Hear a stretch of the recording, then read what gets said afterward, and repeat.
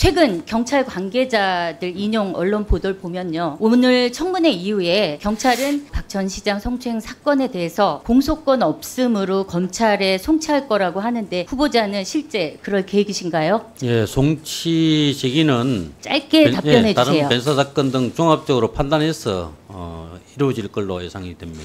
그러면 박 시장 사건 관련해서 공소권 없음으로 검찰에 송치한다는 것과 이 사건, 이 수사를 현 단계에서 중단한다는 것 같은 의미인가요? 그런 의미는 전혀 아닙니다. 네, 감사합니다. 경찰 관계자를 인용한 수사 종결 보도들이 거의 매일 언론을 통해 나와요.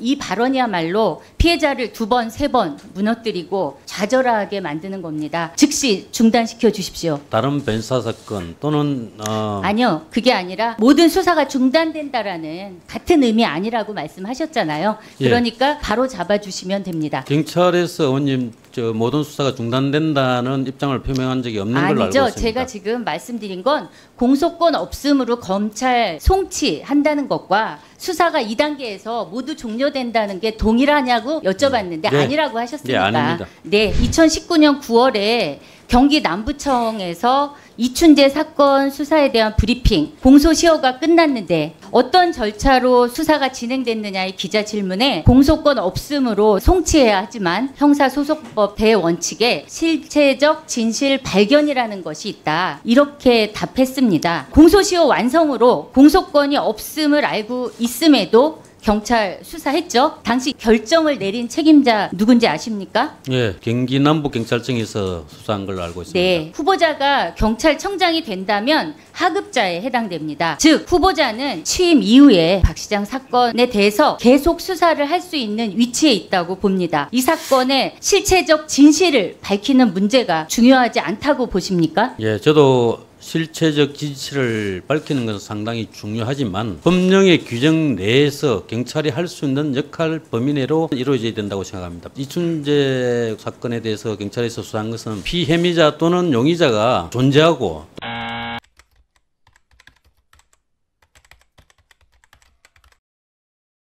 근데 좀 전에 계속 수사를 하신다고 하셨는데 결국 이 사건에 있어서 2차 피해 관련 수사나 은폐 등 직권남용 방조 사건 수사 위에서도 결과적으로는 이 사건 자체에 대한 실체적인 진실 규명이 불가피하다는 겁니다. 그렇죠? 예, 대구 개구리 소년 실종 사망 사건, 또 영화 그놈 목소리로 잘 알려져 있죠. 이용호 군 유괴 살인 사건도 공소권 없음 상태에서 경찰 지도부가 공소시효에 구애받지 않고 피해자 관점에서 수사하겠다고 밝혔습니다. 결국 문제는 후보자의 의지입니다. 이 사건을 경찰 수사를 통해 실체적 진실을 규명하는 것은 우리 사회 권력형 성범죄 근절과 피해자의 일상 회복이라는 중요한 공익적 가치를 갖게 됩니다. 후보자는 사건 수사를 계속할 의지가 있는 겁니까? 예, 경찰은 필요한 수사는 엄정하게 철저하게 계속할 것입니다.